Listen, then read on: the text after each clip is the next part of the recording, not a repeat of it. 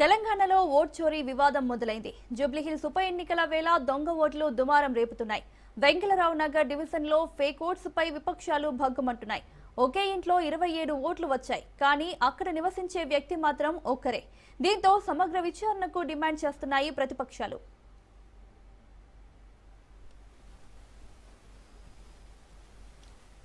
జూబ్లీహిల్స్ నియోజకవర్గంలోని Venkalarao Nagar division 125వ booth వద్ద నకిలీ ఓట్ల అంశం వెలుగులోకి వచ్చింది. ఒకే ఇంటి చిరునామా మీద 27 ఓట్లు నమోదయ్యాయి. అయితే ఆ ఇంట్లో వాస్తవానికి ఒక్కరే నివసిస్తున్నారు. తన భార్య చనిపోయిందని, తానొక్కడే ఉంటున్నానని ఆ ఇంటి యజమాని తెలిపారు. తమ ఇంటి పేరుతో ఉన్న ఓటర్లను తానెప్పుడూ చూడలేదన్నారు. ఇదే విషయాన్ని వెలుగులోకి తెచ్చారు స్థానికులు.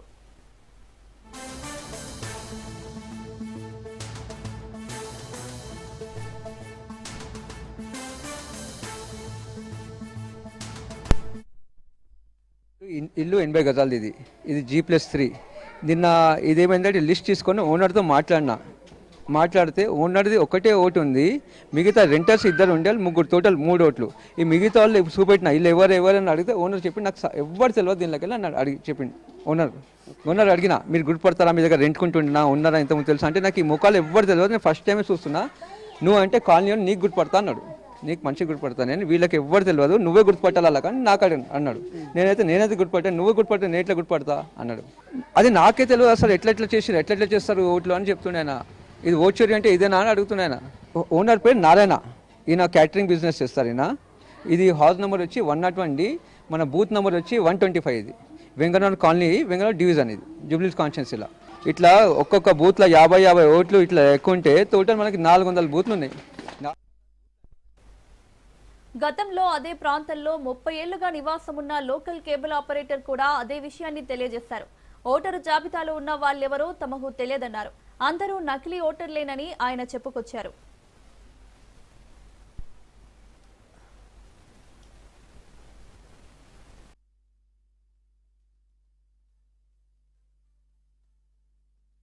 నేను ఒక 25 సంవత్సరాలు అయిందండి కేబుల్ ఆపరేటర్గా నేను చేయబట్టి, కేబుల్ ఆపరేటర్గా చేస్తున్నాను. ఈ నారాయణ అనేటైనా ఈయన బిల్డింగ్ పైన ఇన్ని ఓట్లు, వీళ్ళు 26 ఓట్స్ ఆయన తీశారు అంటే ఆయననే పరిశానలో ఉన్నాడు. ఇంకోటి ఆయన అడుగుతున్నాడు, అసలు నాకే తెలీదు ఈ ఓట్లు ఎట్లా వచ్చాయి, ఎట్లా చేశారు, అసలు ఏంది అసలు అంటే, మేము అడిగాం మరి మీకు తెలియకుండా ఎట్లా వస్తాయి సార్, మీరేమైనా సపోర్టింగ్ ఉన్నారా అని అడిగాము. అడిగితే వాళ్ళు ఏమన్నారంటే మాకు తెలియదండి, మా మిస్సెస్ కూడా చనిపోయింది, అందుకే మేము నాకు అంత పట్టించుకోలేదు, కానీ నా ఒక్క ఇంటి మీదనే ఉన్నాయా లేకపోతే అందరి ఇంటి మీద ఉన్నాయండి, అది కూడా ఎంక్వైరీ చేయమని చెప్పి అతను చెప్పాడండి. అందుకే మేము చెప్తున్నాం సార్. వీళ్ళు ఎవ్వరు లేరండి, ఎవరు కూడా గుర్తుపట్టలేరు, ఎవ్వరు కూడా లేరు. ఈ 26 నంబర్స్లో నేను ఇప్పటివరకు ఒక్కరి ముఖం కూడా చూడలేదు. మ్యాక్సిమం నాకు ఏమనిపిస్తుందంటే వీళ్ళు ఇక్కడ మనుషులు కాదనుకుంటాను నాకు తెలిసి, లేకపోతే ఇంత నిజాతిగా ఒక్క ఇంటిపైన 26 ఓట్స్ ఇంత నీట్గా ఒక్క 60 గజాలలో 80 గజాలలోనే వెళ్ళిందంటే ఇంకెంతమంది దగ్గర వెళ్తున్నాడు. దీంతో GHMC వాళ్ళు వచ్చి ఒక్కొక్క డోర్. హైదరాబాద్ జూబ్లీహిల్స్ లో బోగస్ ఓట్లు కలకలం సృష్టించాయి. ఒకే ఇంటి నంబర్పై 43 ఓట్లు ఉన్నాయని బీఆర్ఎస్ నాయకులు బయటపెట్టారు. దీంతో ఈ కేసును ఎన్నికల కమిషన్ సుమోటోగా తీసుకుంది. దీనిపై విచారణ జరపాలని ఎన్నికల అధికారి GHMC కమిషనర్ ఆర్వి కర్ణన్ ఆదేశించారు.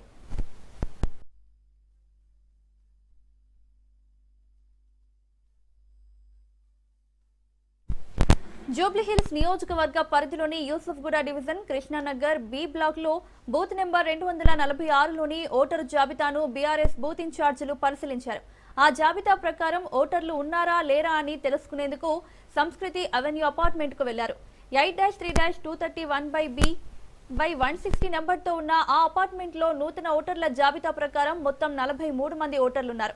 వారంతా అపార్ట్మెంట్ లో నివసిస్తున్నారా లేరా అని ఆరా తీస్తే విస్తుపోయే నిజాలు బయటపడ్డాయి. ఓటరు జాబితాలోని ఓటర్ క్రమ సంఖ్య 1006 నుంచి 1048 వరకు ఉన్న 43 మందిలో ఇద్దరు తప్ప మిగిలిన వారెవరూ అక్కడ లేరని తేలింది. దీంతో సంస్కృతి అవెన్యూకు వచ్చిన అధికారులు ఆరా తీస్తున్నారు. నూతన నిర్మాణం కావడంతో గతంలో ఎవరైనా నివసించారా అనే కోణంలో విచారిస్తున్నారు.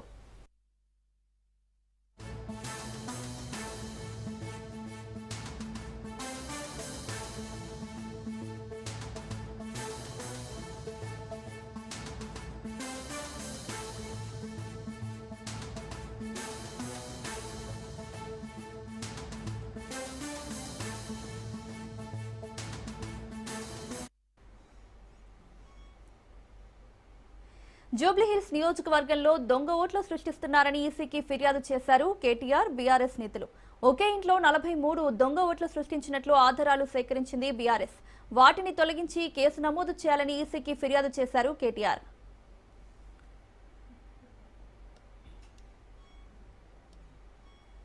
The CEO of Telangana, who is responsible for the free and fair conduct of Jubilee Hills by-election. We showed all kinds of proofs. We have presented all kinds of evidences on the irregularities that are happening here. If you notice, there are 3 kinds of irregularities that are happening. One, heavy duplication of votes. एक आदमी को 3 epic card है. एक person के पास, जहां तक हमें मिली समाचार, करीब 2000 लोगों के पास ड्यूप्लीकेशन ट्रिप्लीकेशन ऑफ वोटर आईडीज हैं और ये सारे के सारे जुबली हिल्स में. ये पहला एक मेजर माल प्रैक्टिस है. दूसरा हम देखते हैं कि suddenly all of a sudden on one single day September 2nd mass updation of votes, thousands of votes have been added. Now how did this happen? This happened because people who have voter ID cards in Mancherial, in Gadwal, in Nagar Karnool and elsewhere in Telangana, all of them have been also given a new ID here by the Congress party with collusion at the grassroots level. So we have presented all evidences, including 19,000 votes that have been added. इसके बारे में सारे सबूत हमने CEO को दिया. उन्होंने आश्वासन दिया हमें. He has promised us that he will look into it. We have put 3 requests, 3 demands to the CEO. We said first, a thorough investigation has to happen into how this level of malpractices. Jubilee Hills ఉప ఎన్నికలపై BRS focus పెంచింది. Party కార్యకర్తలతో వరుస సమావేశాలు నిర్వహిస్తున్నారు. క్యాడర్కు BRS అగ్రనేతలు దిశానిర్దేశం చేశారు. 6 గ్యారంటీల పేరుతో కాంగ్రెస్ ప్రజలను మోసం చేసిందన్నారు. అధికారంలోకి వచ్చాక ఇచ్చిన హామీలను మరిచారని విమర్శించారు.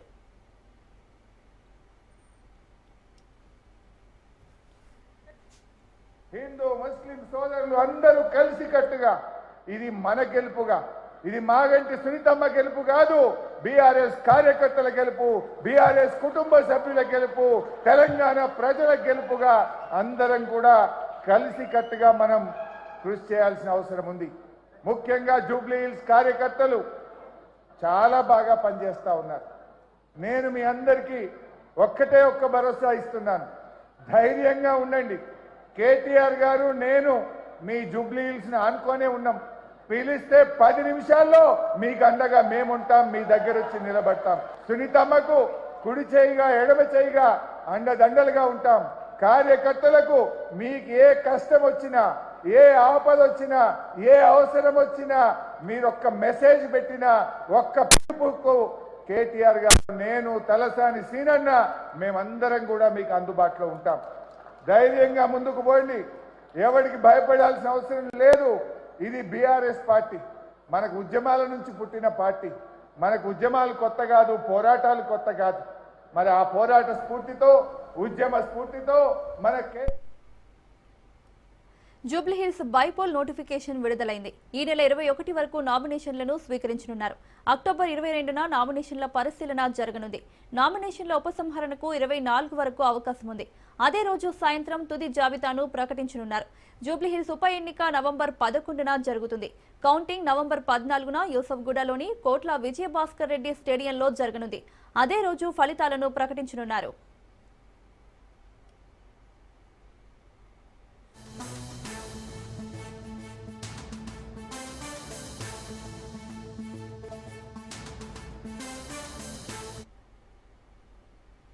మంత్రులు కొండా సురేఖ, సీతక్కతో విభేదాలపై మరో మంత్రి పొంగులేటి శ్రీనివాసరెడ్డి కీలక వ్యాఖ్యలు చేశారు.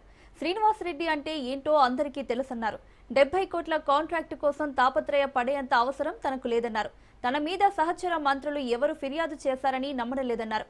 తన మీద ఫిర్యాదు చేయడానికి అసలు ఏముందని ప్రశ్నించారు.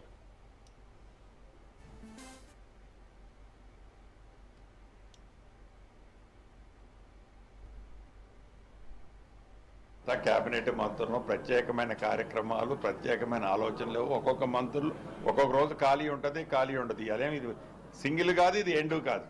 ఇక్కడ ఈ మంత్రి గారు, ఆ మంత్రి, ఒక రోజు నేను లేకుండా అక్కన 2 అక్కలు వస్తారు, ఒక రోజు అక్క వస్తుంది. కన్వీనియంట్ ఉంటే 3 అక్కలు వస్తాం. లక్ష్మణ్ ఉన్నాడు, లక్ష్మణ్ వస్తాడు. ఇక్కడ ఏదైతే అభూత కల్పన ఉందో ఇది ఎవరు చేసినా దైవ కార్యక్రమం. ఈ ప్రభుత్వం యొక్క ఆలోచన, గౌరవ ముఖ్యమంత్రి గారి ఆలోచన, గిరిజనులు అభిమానించే ఈ దైవం కోసం చేసే కార్యక్రమం. ఇక్కడ దాన్ని ఏ రకంగా రాంగ్ రూటో సెకండ్ థింకింగ్ ఏమి అవసరం లేదనేది మీడియా మిత్రులకి మనస్ఫూర్తిగా నేను తెలుపుతాను. శ్రీనివాసరెడ్డి అంటే ఏంటో, శ్రీనివాసరెడ్డి టెండర్లకు ఎట్లా తాపత్రయపడతాడో, 60 కోట్లు 70 కోట్ల టెండర్ల కోసం శ్రీనివాసరెడ్డి కంపెనీ తాపత్రయపడుద్దా లేదా వాళ్ళకంటే కూడా ఇక్కడ కూర్చున్న మీ అందరికీ తెలుసు. సో దాని గురించి నేను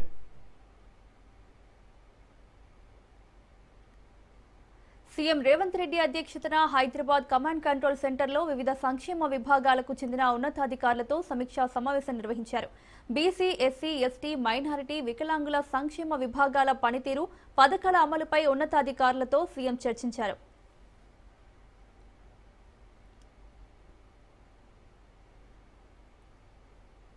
జడ్చర్ల ఎమ్మెల్యే అనిరుద్ రెడ్డి మరోసారి సంచలన వ్యాఖ్యలు చేశారు. మాజీ ఎమ్మెల్యే ఎర్రశేఖర్ కాంగ్రెస్ పార్టీలో చేరికపై అసహనం వ్యక్తం చేశారు అనిరుద్ రెడ్డి. ఇక్కడ ఇప్పటి వరకు ఫ్యాక్షన్ రాజకీయాలు లేవన్నారు.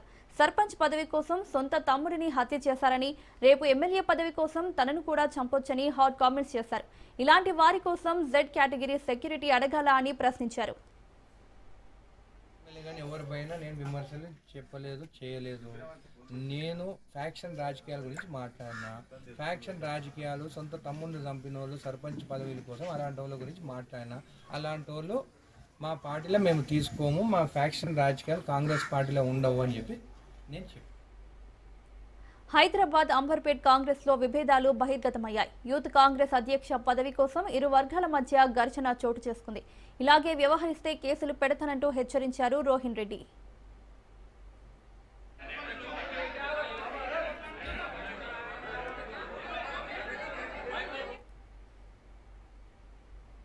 చండీగఢ్లో ఆత్మహత్య చేసుకున్న దళిత ఐపీఎస్ అధికారి పూరన్ కుమార్ కుటుంబ సభ్యులను తెలంగాణ ఉప ముఖ్యమంత్రి భట్టి విక్రమార్క పరామర్శించారు.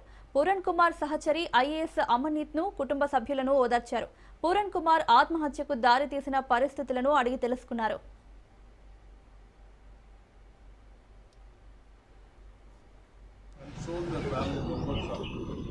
Puran Kumar is a senior IPS officer serving state of Haryana, coming from Telangana state. Sri Puran Kumar ji, who is an additional DG rank officer.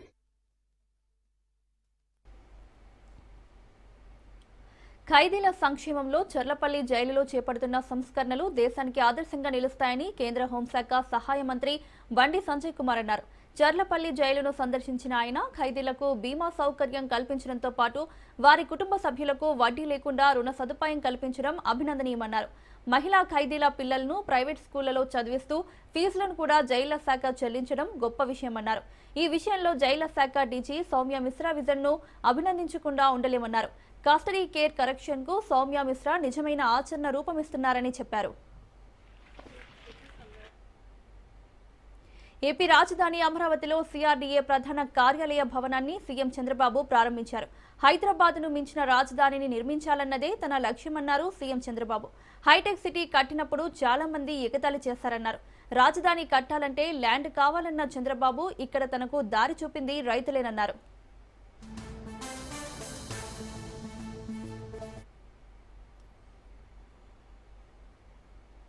మళ్ళా జీవితంలో ఇలాంటి అవకాశం రాదు తెలుగు వారికి.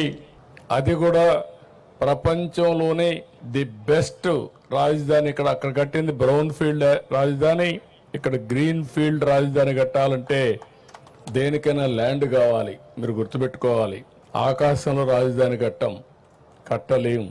నాకు దారి చూపించింది ఇక్కడుండే రైతాంగం అని చెప్పి మరొకసారి మీ అందరికీ విజ్ఞప్తి చేస్తున్నా. మీలో ఎందుకంటే భూమి అనేది ఒక సెంటిమెంట్. నేను ఎక్కడ ఏ ప్రాజెక్ట్ కట్టినా మీరు ఒక్కసారి చూస్తే ఎక్కడ కూడా ఫెయిల్ కాలా. ముందు రాజధాని ఎక్కడ పెట్టాలని నిర్ణయం జరిగింది. ఆ తర్వాత మీరు ల్యాండ్ ఇవ్వడానికి కొంత సమయం ఏ విధంగా రావాలి పాలసీ అన్ని కూడా నిర్ణయించాం. ల్యాండ్ పూలింగ్ చేశాం. అప్పటికే లేట్ అవుతుందంటే సెక్రటరియట్ కట్టాం.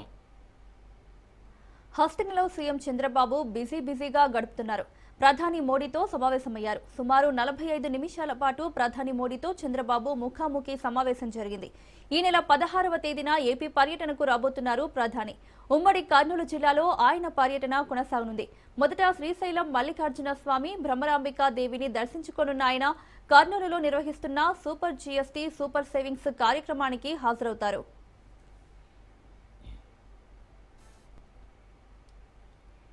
ఏపీ వ్యాప్తంగా వైసీపీ ఆధ్వర్యంలో నిరసనలు చేపట్టారు. నకిలీ మద్యం వ్యవహారంపై వైసీపీ శ్రేణులు ఆందోళనలు నిర్వహించారు. నకిలీ మద్యం కుంభకోణంతో కూటమి ప్రభుత్వం ప్రజల ప్రాణాలతో చెలగాటమాడుతుందని వైసీపీ శ్రేణులు మండిపడ్డారు. నకిలీ మద్యం తయారీని చంద్రబాబు సర్కార్ కుటీర పరిశ్రమలా మార్చిందని వైసీపీ కార్యకర్తలు ఆగ్రహం వ్యక్తం చేశారు. విశాఖ, కడప, అనంతపురం జిల్లాల్లో అన్ని నియోజకవర్గ కేంద్రాల్లోని ఎక్సైజ్ కార్యాలయాల ఎదుట నిరసనలు చేపట్టారు.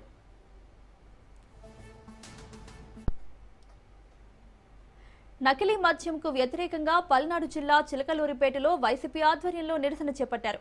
నకిలీ మద్యంతో కూటమి ప్రభుత్వం ప్రజల ప్రాణాలతో చెలగాటమాడుతోందని మాజీ మంత్రి విడుదల రజని ఆరోపించారు. ఈ నేపథ్యంలో ఎక్సైజ్ కార్యాలయం ఎదుట మద్యం సీసాలను నేలకేసి కొట్టారు.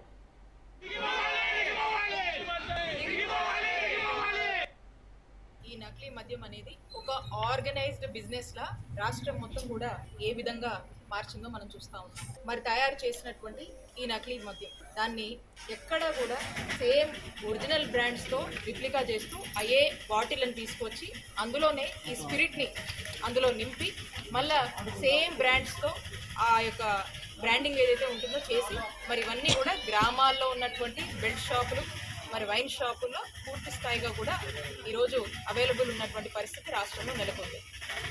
మరి ఇప్పటి వరకు మనం చూసుకున్నట్టయితే నకిలీ మద్యంపై రాష్ట్ర వ్యాప్తంగా వైసీపీ నిరసనలు చేపట్టింది. అందులో భాగంగా చిత్తూరు జిల్లా నగరి నియోజకవర్గంలో మాజీ మంత్రి రోజా ఆధ్వర్యంలో నిరసన ర్యాలీ చేపట్టారు. నారావారి సారా పాలన నశించాలంటూ నినాదాలు చేశారు. నకిలీ మద్యం నియంత్రించాలని, కల్తీ మద్యంపై సీబీఐ ఎంక్వైరీ చేయాలని డిమాండ్ చేశారు.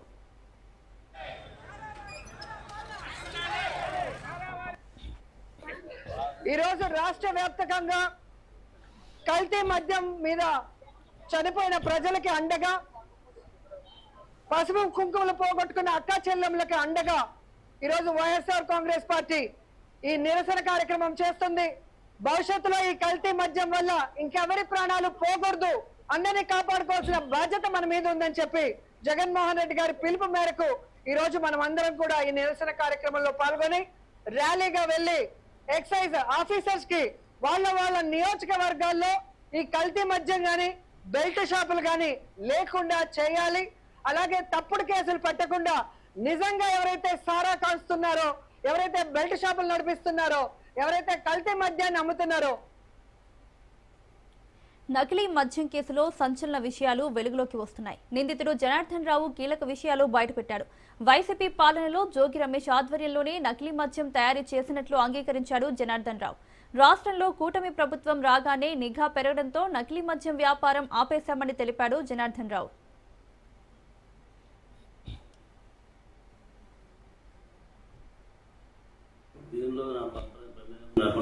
జోగి రమేష్ గారు ఆధ్వర్యంలోనే నేను ఇంతకుముందు గవర్నమెంట్ లో ఉన్నప్పుడు కూడా తెచ్చుకొని చేశాను సార్, బయట నుంచి తెచ్చుకొని. అదే విధంగా గవర్నమెంట్ రాగానే అదంతా ఆగిపోయింది సార్. టీడీపీ గవర్నమెంట్ రాగానే అన్ని ఆగిపోయింది సార్. ఏం చేయడం లేకుండా బాగా స్ట్రిక్ట్ అయిపోయేటప్పటికి ఇక నేను కూడా ఆగిపోయాను సార్ మొత్తం. ఆ తర్వాత మన ఏప్రిల్లో 2025 ఆ టైంలో మళ్ళీ జోగి రమేష్ గారు నన్ను కాంటాక్ట్ చేసి మాట్లాడదాం రమ్మంటే నేను వాళ్ళ తమ్ముడు ద్వారా మాట్లాడాను సార్. టీడీపీ గవర్నమెంట్ మీద ఏదో రకంగా మనం పొలదసాలాలి, వాళ్ళకి యాడ్ చేయాలి, మనకి అప్పుడు మైలేజ్ ఎక్కువ ఉంటుంది, నువ్వు ఇంతకుముందు చేసేవాడు కదా, చేశారు కదా, వాళ్ళందరినీ మళ్ళీ లేవు పిలిచి జైల్లో పెట్టన్నారు సార్. నేను ఇబ్రహంపట్నం అనుకున్నాను సార్. తర్వాత నేను మా క్లాస్మేట్ జయచంద్రారెడ్డి తమ్ముడుపల్లి అని తెలిసేటప్పటికి చిత్తూరు జిల్లా, ఉమ్మడి చిత్తూరు జిల్లా వచ్చింది కాబట్టి ముందు అక్కడ ప్లాన్ చేద్దాం, చంద్రబాబు గారిని బ్యాన్ చేయడానికి అక్కడ చేద్దాం. ఈ అంశంపై స్పందించిన జోగి రమేష్ సీఎం చంద్రబాబుకు సవాల్ విసిరారు.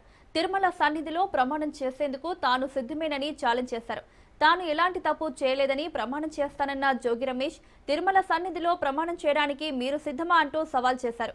నకిలీ లిక్కర్తో తనకు ఎలాంటి సంబంధం లేదన్నారు జోగి రమేష్.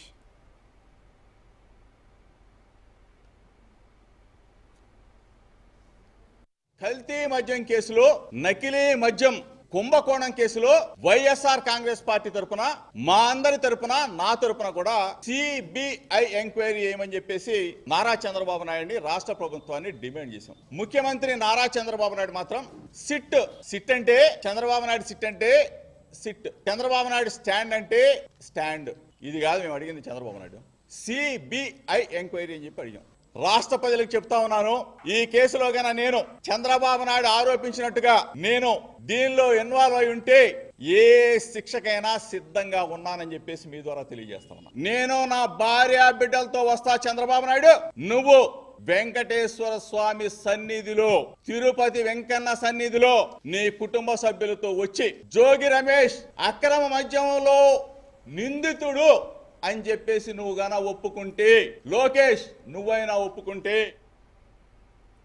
హత్యకు గురైన కోటా వినూత డ్రైవర్ రాయుడు పాత వీడియో ఇప్పుడు ఏపీ రాజకీయాల్లో హాట్ టాపిక్ గా మారింది.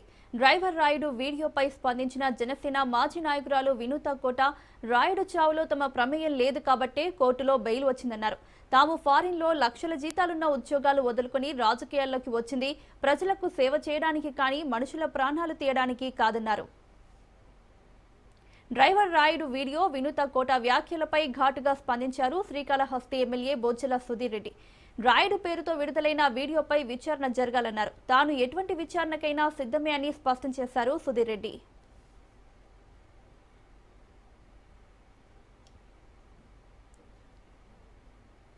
మేము చేయని తప్పుకి మేము జైలుకు వెళ్ళినందుకు కూడా నాకు బాధ లేదు, కానీ మేము చంపాము అని మీడియా ఛానల్లో ప్రచారం చేయడం నాకు చాలా చాలా చాలా బాధ వేసింది. అతని చావులో మా ప్రమేయం లేదని గౌరవ కోర్టు భావించింది కాబట్టే నాకు 19 రోజుల్లో బెయిల్ వచ్చింది. సబ్సిక్వెంట్లీ 1 నెలలో మా అందరికీ బెయిల్ వచ్చింది. మేము ఫారెన్లో లక్షల జీతాలు వదులుకొని రాజకీయాల్లోకి వచ్చింది ప్రజలకు సేవ చేయడానికి కానీ మనుషుల ప్రాణాలను తీయడానికైతే కాదు. అలాంటి మనస్తత్వం మాది కాదు. ఈ కేసులో మాకు ఎలాంటి సంబంధం లేదని గౌరవ కోర్టులో మేము నిరూపించుకొని క్లీన్ చీట్తో తప్పకుండా ఈ కేసు నుండి బయటకు వస్తాం. ఇంట్లో ఎవరు లేరు, మేడం ఒకటి సోఫాలో పెట్టుకుంటే నేను కొన్ని కాలం చిన్నట్టు కూర్చొని నా ఫోన్ బ్యాక్గ్రౌండ్ వీడియో రికార్డ్ అని అప్పుడు వీడియో ఆన్ చేసుకొని వీడియో ఎన్నికల మధ్యలో వీడియో ఫోటోలో కూడా నా ఫోన్కి వాట్సాప్లో ఏదో మెసేజ్ వచ్చింది. మెసేజ్ వచ్చేటప్పుడు అది సౌండ్ వచ్చి అక్కడ తీసుకొని చదివిస్తాను అని చెప్పి తన టైంలో వీడియో చేసి ఫోన్లో వీడియో చేశాను. నాకు భయం వేసి నేను సునీతకి ఫోన్ చేశాను. నాతో వీడియో తీస్తూ ఉంది, నేను దొరుకుతున్నాను, ఏం చేయాలి ఇప్పుడు అని చెప్తే ఆ రోజు మధ్యాహ్నం ఇంకా పైనుంచి దూకేద్దాం అనేసి నేనే మిద్దిపై నుంచి కింద దూకేసి వెళ్ళిపోదాం అనుకున్నాను. కానీ అప్పుడు ఖాళీ వెళ్ళిపోయాడు. ఇంకా ఏం చేయాలి గమనైపోయాను. గమనైపోయిన తర్వాత ఇంకా మళ్ళీ అడుగుతా ఉండేలోపు ఇంకేమైతే అట్లయితే చెప్పేద్దామా అని చెప్పేసి ఇంకా ఎమ్మెల్యే ఉన్నాడు, చంద్రరావు ఉన్నాడు, సునీత్ అందరి మీద చెప్పేసి ఈ హత్య జరిగి దగ్గర 2 నెలలు కావస్తా ఉంది. వీరు జైలు కూడా పోవడం జరిగింది. వీళ్ళు బెయిల్ ఇచ్చిన తర్వాత ఇప్పుడు ఈ వీడియో అనేది రిలీజ్ చేయడం దాంట్లో వీళ్ళ అంతరాయం క్లియర్గా అర్థమైపోతాం. ఒక సింపతి తెచ్చుకోదానికో లేకుంటే కష్టపడి గెలిచి ఈరోజు మంచి పేరు తెచ్చుకొని శ్రీకాళహస్తిని అభివృద్ధి చేస్తున్న నా మీద బుడద జల్లదానికో చేస్తున్నారని చెప్పి ఒక క్లియర్ కట్ సంగతి తప్ప, వాస్తవాన్ని ఈ రోజు వరకు కూడా నేను ఆవిడతో ఎన్నో ప్రాబ్లమ్స్ ఫేస్ చేశాను ఎలక్షన్స్ ముందర కూడా. కానీ ఏ రోజు కూడా ఈ రోజు వరకు ఆమెను సస్పెండ్ చేసిన తర్వాత కూడా వాళ్ళు మర్డర్ చేసిన తర్వాత కూడా ఇప్పటి వరకు కూడా నేను ఏ రోజు ప్రెస్ మీట్ పెట్టలేదు, ఏ రోజు వాళ్ళ గురించి చెడ్డగా మాట్లాడలేదు, ఏ రోజు గురించి కూడా. శ్రీ సత్యసాయి జిల్లా హిందూపురంలో ఎమ్మెల్యే బాలకృష్ణ మంత్రి పదవి తీసుకోవాలని ప్లకార్డ్స్ ప్రదర్శించారు. కిరీకేర పంచాయతీలో బీటీ రోడ్డు ప్రారంభోత్సవంలో బాలకృష్ణ కాన్వాయ్ను ఆల్ ఇండియా ఎన్బీకే అడ్డుకున్నారు. బాలయ్య మంత్రి పదవి తీసుకోవాలని ప్లకార్డ్స్ ప్రదర్శించారు. మంత్రివర్గంలో చోటు కల్పించాలని, మంత్రిగా ప్రమాణ స్వీకారం చేయాలని డిమాండ్ చేశారు. సానుకూలంగా స్పందించిన బాలయ్య అభిమానులకు అభివాదం చేసి వెళ్లారు.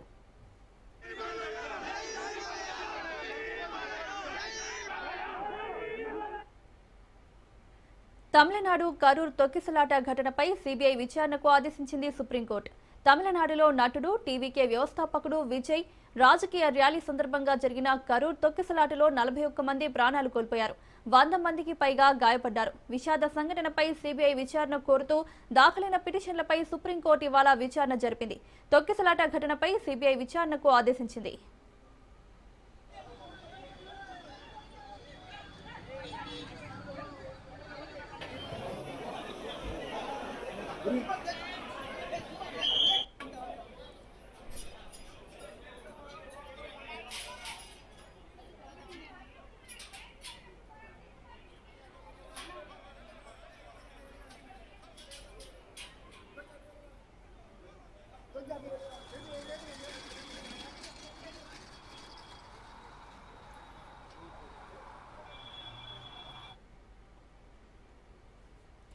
కర్ణాటకలో ఆర్ఎస్ఎస్ కార్యకలాపాలను నిషేధించాలంటూ ఓ మంత్రి రాసిన లేఖ కలకలం రేపింది. ఆర్ఎస్ఎస్ కార్యకలాపాలను నిషేధించాలని కోరుతూ ఈ నెల 4న సీఎం సిద్ధరామయ్యకు మంత్రి ప్రియాంక ఖర్గే లేఖ రాశారు. లేఖను పరిశీలించాలని ఉన్నతాధికారులకు సీఎం సూచించినట్లు సమాచారం. లేఖ ఉదాంతం వెలుగులోకి రావడంతో రాష్ట్రంలో రాజకీయ దుమారం లేచింది. ప్రభుత్వ మైదానాలు, ఉద్యానవనాలు, పాఠశాలల ఆవరణలు, క్రీడా మందిరాల్లో ఆర్ఎస్ఎస్ శాఖలు బైఠక్ సాంఘిక్ పేరిట కార్యక్రమాలు నిర్వహించేందుకు అనుమతించకూడదని, వాటిని నిషేధించాలని లేఖలో ప్రియాంక ఖర్గే కోరారు. ప్రియాంక ఖర్గే లేఖకు పలువురు రాష్ట్ర మంత్రులు, కాంగ్రెస్ నేతలు మద్దతు పలికారు. ఆర్ఎస్ఎస్ ను నిషేధించడం ఇందిరాగాంధీ వల్లే కాలేదు, మీ వల్ల ఏమవుతుందని బీజేపీ నేతలు మండిపడ్డారు.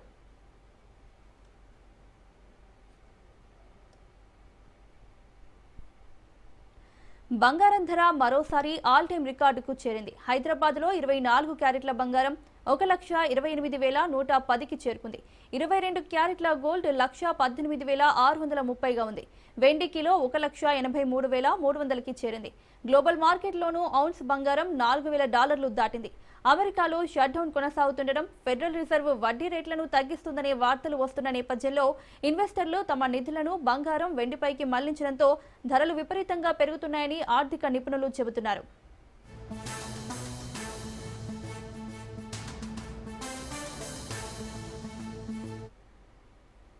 బంగారం ధర పెరిగింది, బయటికి వేసుకెళ్ళాలంటే భయం అందరికీ. అండ్ ఇందులో డిజైన్స్ చాలా ఎక్కువ వెరైటీ ఉంటుంది. ఇప్పుడు బంగారం డిజైన్ చేయించాలంటే టైం, కాస్ట్లీ, అండ్ మళ్ళీ దానికి తరుగు అన్నీ వేస్తారు. ఇందులో ఏంటంటే కొంచెం జాగ్రత్తగా మెయింటైన్ చేసుకుంటే వేసుకొని ఉండొచ్చు. మెయింటెనెన్స్ని బట్టి ఎక్కువ నీళ్ళల్లో తడపకుండా జాగ్రత్త చూసుకుంటే 3 years అట్లా వస్తుంది. బీడ్స్తో ఎక్కువ ఉంటాయి, నార్మల్ స్టోన్ వర్క్ ఉంటాయి, అండ్ మీకు కావాలంటే న్యాచురల్ పర్ల్స్ కూడా దొరుకుతాయి. అండ్ మీకు కావాల్సిన డిజైన్స్ కూడా చెప్తే చేయిస్తారు. ఈజీ బ్యాగ్లో క్యారీ చేసుకొని వెళ్తాను నేను, సో నో ప్రాబ్లం ఏముండదు. బంగారాన్ని కప్పుకొని వెళ్ళాలి ఇంక ఈ కాలం. 2 ఏళ్లుగా హమాస్ చెరలో బందీలుగా ఉన్న వారికి విముక్తి లభించింది. తొలి దశలో భాగంగా 7 బందీలను రెడ్ క్రాస్కు హమాస్ అప్పగించింది. ఖాన్ యూనిస్ నుంచి వారిని తీసుకుని రెడ్ క్రాస్ వాహన శ్రేణి ఇజ్రాయెల్కు బయలుదేరింది. బందీలు విడుదలవడంతో వారి కుటుంబ సభ్యులు, శ్రేయోభిలాషుల్లో సంతోషం నెలకొంది. మిగతా బందీలను కూడా హమాస్ విడిచిపెట్టనుంది. ఇందుకు ప్రతిగా ఇజ్రాయెల్ కూడా పాలస్తీనా ఖైదీలను విడుదల చేసింది.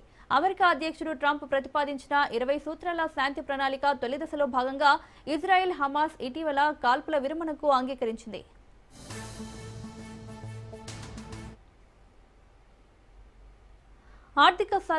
ఆర్థిక శాస్త్రంలో ఈ ఏడాది నోబెల్ బహుమతిని 3 ప్రముఖ ఆర్థికవేత్తలు పంచుకున్నారు. జోయెల్ మోకిర్, ఫిలిప్ ఆగియాన్, పీటర్ హోవిట్లను 2025 సంవత్సరానికి గాను ఈ పురస్కారానికి ఎంపిక చేసినట్లు royal Swedish academy of sciences సోమవారం ప్రకటించింది. కొత్త ఆవిష్కరణలు ఆర్థిక వృద్ధిని ఎలా నడిపిస్తాయో వివరించినందుకు గాను వారికి ఈ గౌరవం దక్కింది. గత 2 శతాబ్దాలుగా ప్రపంచం చూస్తున్న నిరంతర ఆర్థిక ప్రగతి వెనుక ఉన్న కీలక సూత్రాలను ఈ 3 తమ పరిశోధనల ద్వారా వెలుగులోకి తెచ్చారు.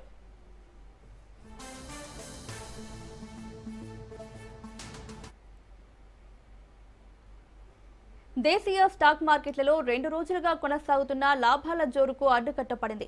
బలహీన అంతర్జాతీయ సంకేతాలు ఇన్వెస్టర్ల సెంటిమెంట్ను దెబ్బతీయడంతో సూచీలు నష్టాలతో ముగిశాయి. ట్రేడింగ్ ముగిసే సమయానికి సెన్సెక్స్ 173 పాయింట్లు క్షీణించి 82,327 వద్ద స్థిరపడింది. నిఫ్టీ సైతం 58 పాయింట్లు నష్టపోయి 25,227 వద్ద ముగిసింది.